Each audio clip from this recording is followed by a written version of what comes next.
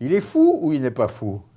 Devinez de qui je vous parle, de Trump, qui parle de son inégalable sagesse, entre guillemets.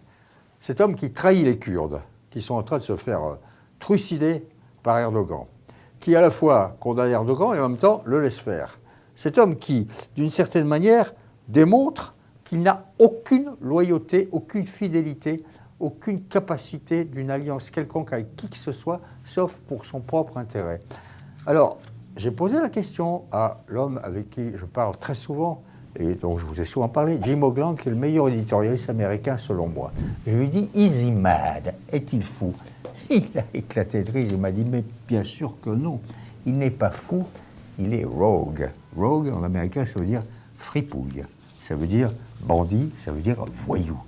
Rogue State, l'État voyou, c'était une expression que George Bush Jr. avait utilisée.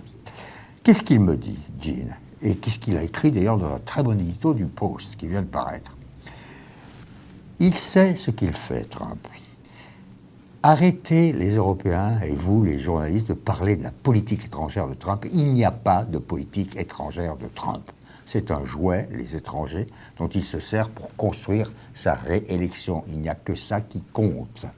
Il avait promis, campagne électorale, premièrement, de mettre un fin aux guerres sans fin, aux guerres ridicules, idiotes et sans fin de l'Amérique, et deux, de bring the boys back home, ramener les garçons à la maison. Cette expression fait florès, les gens adorent entendre the boys, les garçons, on va les faire revenir. Tant pis pour les Kurdes, tant pis pour beaucoup de choses.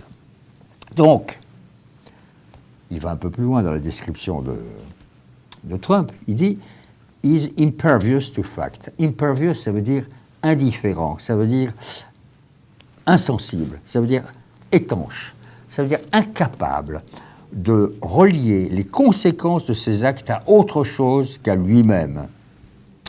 C'est pas mal hein, comme description, et c'est terrible.